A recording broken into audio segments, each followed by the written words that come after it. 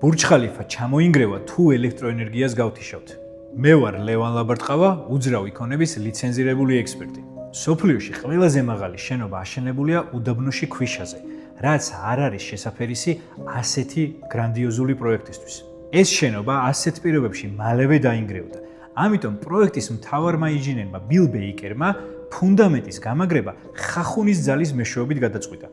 მაგალითად, თუ ქვიშაში ჩავაჭედებთ დიდ ლურსმანს, ის გარკვეული სიღრმის შემდეგ მყარად გაიჭედება. ეს გამოწვეულია იმით, რომ ქვიშაში ხახუნის ძალა მატულობს. ამ ძალის შესაქმნელად ქვიშაში 10 სართულის სიღრმეზე ჩაუშვეს გრძელი ბოძები. და რა შუაში აქვს ელექტროენერგია?